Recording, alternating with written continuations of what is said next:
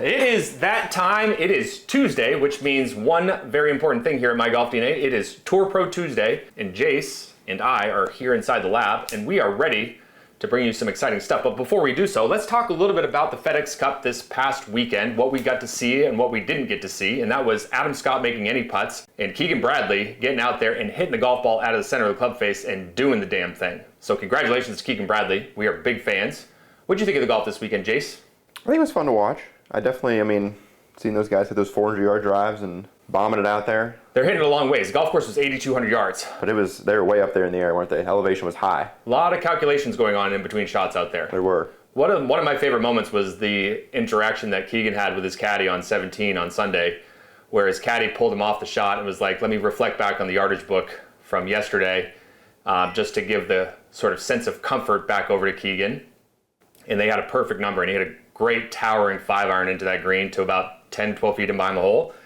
Left the eagle putt short, but he gave himself a little tap in for birdie and had a 2-shot lead going up 18, which is kind of comforting in the FedEx Cup. That helps, doesn't it? So congratulations to Keegan. We are big fans of you here at My Golf DNA for sure. I've always been a big fan of you, not just because you're a New England boy from where I'm from, but because we just like your style.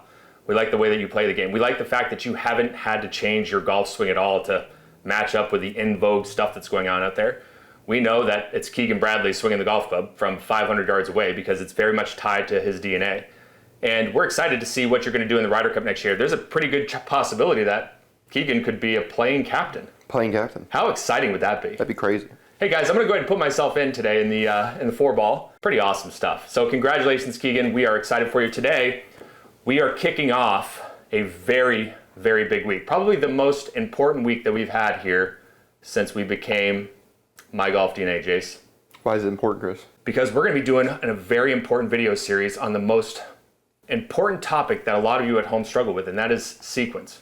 We're going to be walking you through a comprehensive video series, 4 weeks long. Every single week, we're going to be pushing you to do a substantial number of reps. And by the end of this series, you're going to have a golf swing, or you're going to have a foundation to your golf swing that's going to be producing way more power from the correct areas of the body at the right time. Because so many of you at home use your smallest muscles way too much in the golf swing to be able to produce your club head speed. But you also want to remember that golf is not just about speed. As much as we live in the modern day world where the only defense mechanism that we have is super firm greens and super fast everything, right? Everything's fast. Fairways are fast, everything. Everything is super fast. That's the only defense mechanism that we have is high rough and really high, hard, fast greens. Oops. That shot that Adam Scott hit out of the bunker, did you see that? I saw that. That was unbelievable. It quite possibly was the best bunker shot I've ever seen in the history of golf. I don't know if anybody else has seen anything better than that. Let us know in the comments below.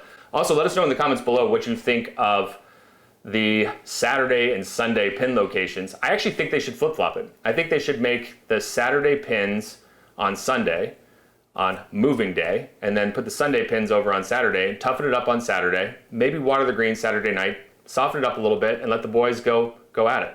Hopefully you guys are excited about this week. We are very excited to bring this series to you. We have some good stuff coming your way, and it's a video series that every single one of you at home is going to be capable of being able to start working on and building it step by step. And it's going to lead you to one of our very favorite drills here at My Golf DNA called the LSU drill. LSU, not to be confused with Louisiana State University. Go Tigers. Shout out Smiley Kaufman.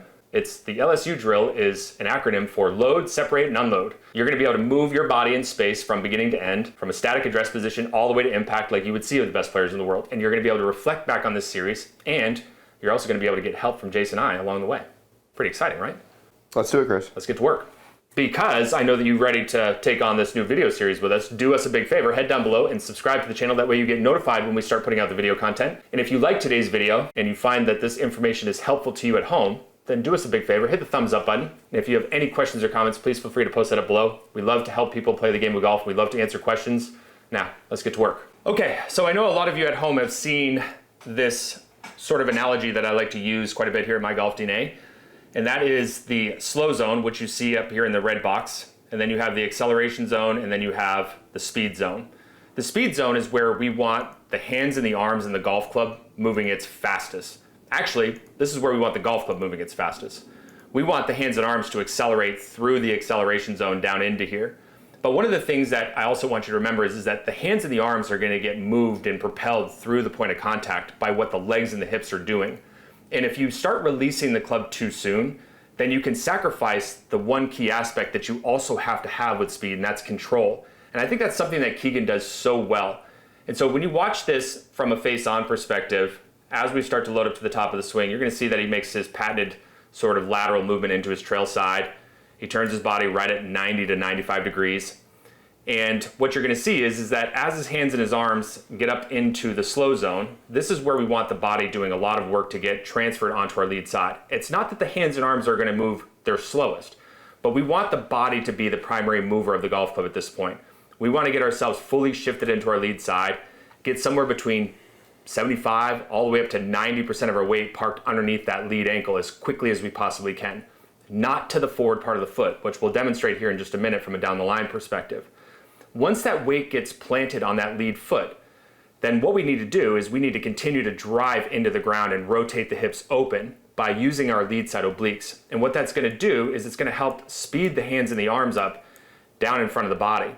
And so that's what you're going to see is that the belt buckle is going to start moving back up into the acceleration zone as the hands and arms start to work down in front of the body.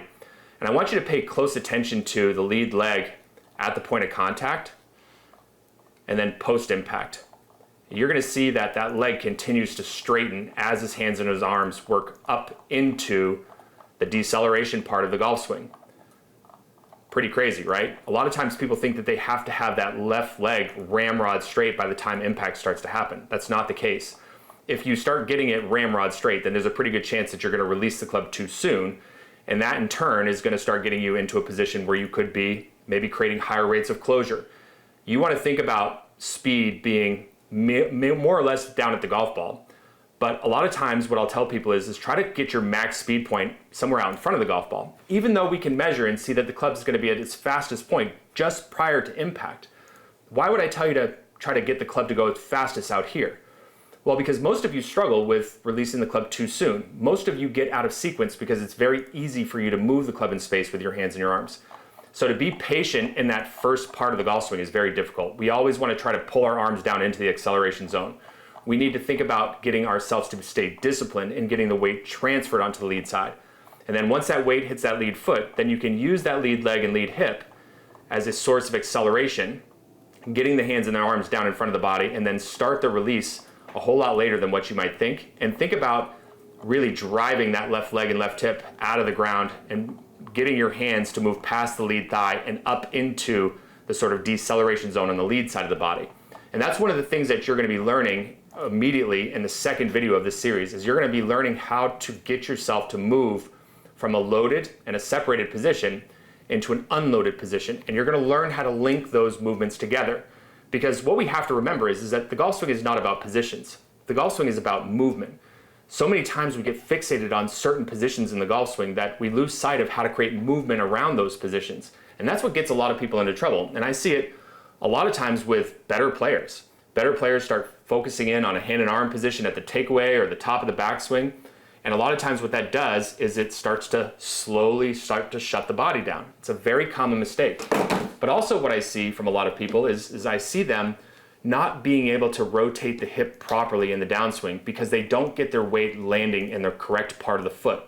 There's a lot of golf instruction out there right now that tells you to land to the forward part of the foot and to push from the ball of the foot or from the toes to push the hip back. And that right there is not something that I would advocate here at My Golf DNA because it's not generally the safest way to be able to make your post-up move happen. It's not the most effective way for you to be able to stay in your posture.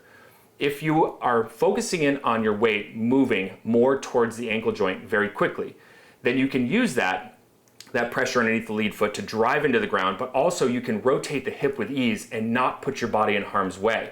And that's what Keegan does really well. So when you look at this from a down the line perspective, because Keegan sets up with so much of his knee flex here, what you're going to notice is that if you watch the outside portion of his trail foot here, it's pretty far forward where the pressure is. But I want you to watch the legs and the hips as the lead arm starts to get parallel to the ground. And watch how quiet the legs and the hips become as he's finishing off the backswing. Now you can actually see a little bit of the pressure starting to change over to the lead side. This is what a lot of golf instructors would call the recentering process. Now watch this trail heel very closely. You can kind of see all that pressure moving back underneath the right heel. And the right toe is becoming very light to the ground. And as he starts to shift the pressure off of the trail side onto the lead side, that lead hip starts to rotate back. And now a lot of that pressure is up here, just behind the ball of the foot. And as he starts to work that left hip back, now he can start to push down into the ground and rotate that hip back and get himself into a very safe position. Notice how the toe is very light here to the ground. That's a great way for you to be able to transfer energy and speed up from the ground, out through the legs and the hips, up through the torso, and into the hands and the arms, like the kinematic sequence that you hear us talk so much about. So what you're going to be learning in this video series is you're going to be learning how to create the proper load. You're also going to be learning how to create the proper separation, and it's going to be very much tied to your DNA. But then most importantly, you're going to learn how to work into the unload phase of the golf swing.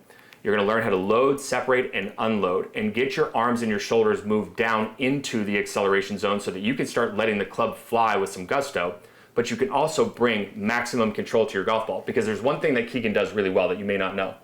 Yes, he produces right at the tour average with his driver speed at like 115-ish, but he hits the golf ball in the center of the club face every single time. He's got a great deal of control of his ball flight.